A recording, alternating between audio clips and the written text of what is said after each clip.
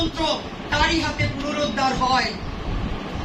এবং আপনারা জানেন আমরা কি কষ্ট করেছি, তার কষ্টের কাছে আমাদের কোনো কষ্ট শেষ নাই।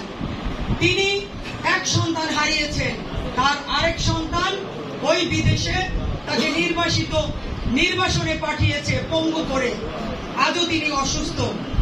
তার জন্য আমরা দুহাত তুলে দোয়া করি আগামী দিনে তিনি এই বাংলাদেশে ফিরে আসবেন, সেজন্য দোয়া করি। এবং আগামী দিনে বাংলাদেশের নেতৃত্ব দিয়েছেন বিশ্বের মানুষ। আজকে তিনি এই অবস্থায় থেকেও তিনি বারবার চেষ্টা করছেন মানুষের দ্বারে দ্বারে যাওয়ার। আপনারা জানেন আমরা গত মাসে দেখেছি আমাদের শহীদ প্রেসিডেন্ট জিয়াউর রহমানের মাজার জিয়ারত করেছেন তিনি। আমরা খুব বুকে আশা বেঁধেছিলাম যে আমাদের মাকে আমরা নিয়ে আগামী নির্বাচন করব। আল্লাহর কাছে দুহাত তুলে আমরা আবেদন জানাই, দোয়া করি আমাদের মা যেন আমাদের সাথে এই নির্বাচনে তিনি পরিচালনা করতে পারেন এবং তার হাতে যেন গণতন্ত্র পুনঃপ্রতিষ্ঠিত হয়। আপনারা সবাই তার জন্য দোয়া করবেন, তিনি যেন দীর্ঘায়িত হয়।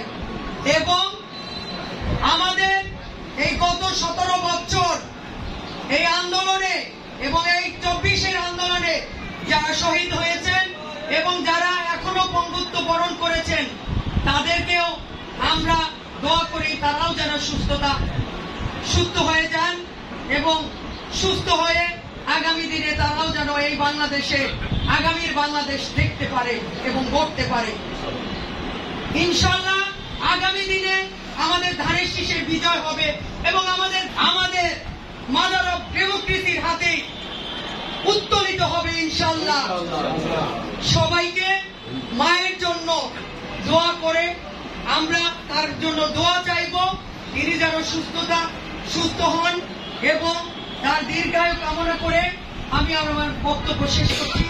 বাংলাদেশ জিন্দাবাদ, জাতীয়তাবাদী দল জিন্দাবাদ, শহীদ জিয়া অমর হোক, খালেদা জিয়া তার সুস্থতা কামনা করছি, তিনি যেন দীর্ঘায়ু লাভ করেন এবং আগামী বাংলাদেশের রাষ্ট্রনায়ক তারেক রহমান জিন্দাবাদ, বরিশাল মহানগর বিএনপি জিন্দাবাদ।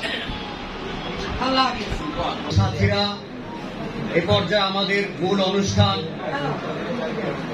দোয়া মাহফিল অনুষ্ঠিত হবে। আপনারা সবাই